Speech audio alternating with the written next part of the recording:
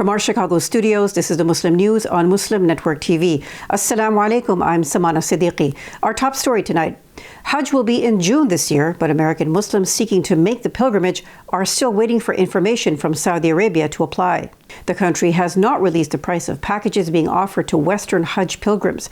Earlier this year, the Ministry of Hajj and Umrah announced plans to let Muslims from Western countries book their spot using the new Nusuk app. However, the app still does not have a Hajj option listed. Traditionally, Hajj tours have been booked through and organized by local travel agents in the pilgrims' countries of origin.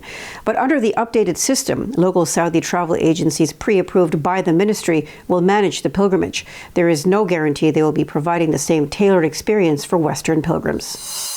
4 members of the far-right Proud Boys, including former leader Enrique Tarrio, have been found guilty of seditious conspiracy for their role in the U.S. Capitol riot. The seditious conspiracy charge alone carries a sentence of up to 20 years in prison. All 5 defendants were convicted on a range of lesser charges stemming from their activities on January 6, 2021. The prosecutor, in his closing argument, called the Proud Boys Donald Trump's army. The verdict was another milestone in the Justice Department's prosecution of the pro-Trump rioters who stormed the U.S. Capitol. The U.S. Federal Trade Commission has proposed prohibiting Facebook from monetizing youth data. Samuel Levine, director of the FTC's Bureau of Consumer Protection, said in a statement, Facebook has repeatedly violated its privacy promises. The regulator said the proposed changes are related to its privacy order with Facebook. That was needed after the company failed to comply with the order by misleading parents about children communicating through the Messenger Kids app. Facebook also misrepresented private user data access for some application developers. If implemented, the FTC's proposed changes would prohibit Meta, Facebook's parent, from profiting from data it collects. That includes information gathered via virtual reality products from users under the age of 18. The Federal Deposit Insurance Corporation, or FDIC, says it supports raising the deposit insurance limit for business payment accounts higher than the current $250,000 limit. The Fed's overview came after troubled First Republic Bank was closed by U.S. regulators while its assets are to be acquired by J.P. Morgan Chase. A U.S. regulator performed an overview of the nation's deposit insurance system and options for reform amid recent failures in the banking industry. The Fed released a comprehensive overview on Monday of the deposit insurance system. It also proposed options for reform to address financial stability concerns stemming from recent bank failures. As well, the regulator advocated offering different deposit insurance limits across account types in which business payment accounts would receive higher coverage than other accounts. Mexico and the U.S. have announced a series of additional measures to address the humanitarian situation caused by unparalleled flow of migrants.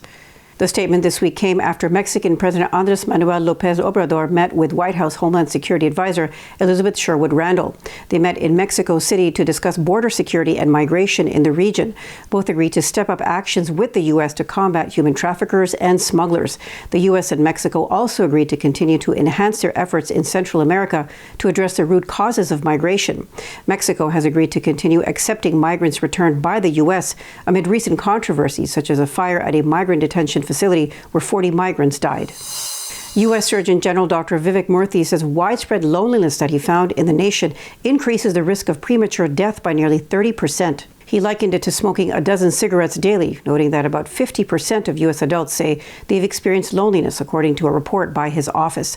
The news comes amid a rise in the number of single households over the last 60 years.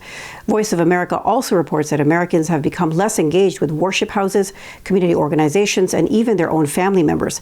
The Surgeon General's report also found that the loneliness epidemic is hitting young people ages 15 to 24 especially hard, who noted a 70% drop in time spent with friends during the same period. As well, the crisis deeply worsened when COVID-19 pandemic hit, forcing millions of Americans to isolate themselves from family, friends, co-workers, and classmates. 3 environmental advocacy groups and 1 Native American organization are suing the Federal Aviation Administration, or FAA. This is in a lawsuit filed Monday that alleges that the agency failed to undertake a thorough environmental impact analysis after a SpaceX rocket exploded in Boca Chica, Texas. The group's complaint alleges that the FAA violated the National Environmental Policy Act that requires federal agencies to consider and examine environmental effects before granting licenses or allowing federal projects. The lawsuit is asking the U.S. District Court for the District of Columbia to also revoke SpaceX's application vehicle operator license, which is approved by the FAA. A DuPage Township, Illinois trustee has been receiving an outpouring of support after facing racist comments at a public meeting last month. Reem Townsend said during an April 6 meeting to discuss a proposed food pantry and resource center, she was addressing an upset constituent. That was when a man next to him could be heard saying, "Well, I didn't know that she was a suicide bomber." Townsend is a Muslim and daughter of Palestinian immigrants. She said after this, the constituent she had been addressing earlier then made a similar statement himself. Since the incident, the DuPage Township Board has said if anyone makes comments like that again, they will be removed from the meeting and won't be allowed back. UN says AI needs to be regulated. Details after the break, so stay tuned and we'll be right back.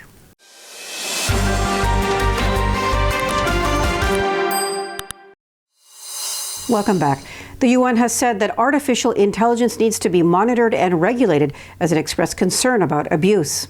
Farhan Haq, UN deputy spokesman, said companies developing AI should pause and put forth further perspective for governments to consider as they go about determining how these technologies should be developed. The request came on Tuesday as Geoffrey Hinton, known as the godfather of AI, resigned from Google and warned of growing dangers from developments in the field. Several notables in the field, including Elon Musk, demanded a pause on rapid developments, citing profound risks to society. The UN has previously expressed concern about the use of AI technology and its abuse. A 20-member Rohingya team is set to visit Burma this week to assess conditions in Burma's Rakhine state for possible repatriation. Sources in Bangladesh's foreign ministry told Andalu agency the visit is aimed at building confidence among the refugees for a safe, voluntary and dignified repatriation. Bangladesh is currently hosting 1.2 million Rohingya Muslims forcibly displaced from Burma after a military genocide of the community in 2017. They live in 33 congested refugee camps in Cox's Bazar and Basanchar. Foreign ministry officials in the field working on refugee management will also accompany the team. The UN is warning of a catastrophic humanitarian crisis in Sudan as tens of thousands of people flee to neighboring countries amid fierce fighting. The conflict between rival generals continues despite a recent truce. Over 400 people have been killed and thousands injured since fighting broke out on April 15th, with airstrikes and artillery exchanges enveloping the capital, Khartoum. Over 330,000 people have been displaced. The Israeli army has killed at least 3 Palestinian fighters and wounded 4 others. Israeli soldiers fired live ammunition during a raid in Nablus in the northern occupied West Bank, according to Palestinian officials.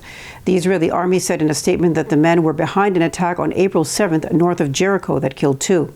The Israeli army and settlers have killed at least 107 Palestinians, 20 of them children, so far in 2023, according to the Palestinian Health Ministry.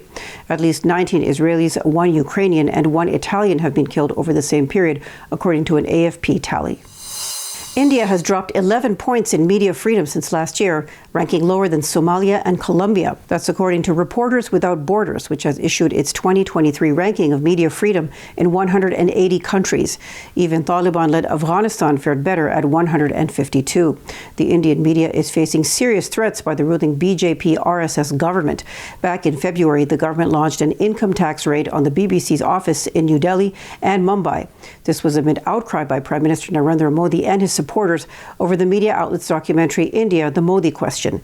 It examined deadly 2002 pogroms in the state of Gujarat, where Modi was chief minister at the time, and highlighted how he aided and abetted the murders of over 1,000 people, mostly Muslims.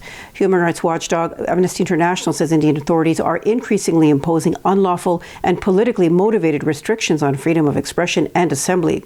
The organization was itself targeted by Modi's government and was forced to shut down its India operations in 2020. Before we end today's news, I'd like to make a special request. It takes our team a combined 55 hours of work daily to produce this news for you.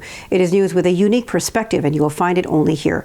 Sound Vision is a not-for-profit organization which produces it, and like at PBS and NPR, it depends on your donations.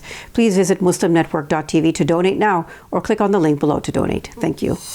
That's all from our Chicago studios tonight. Thank you for tuning in. You can subscribe to our YouTube channel and hit the bell icon for our latest updates. For more content, keep watching Muslim Network TV or visit MuslimNetwork.tv. Salam and good night.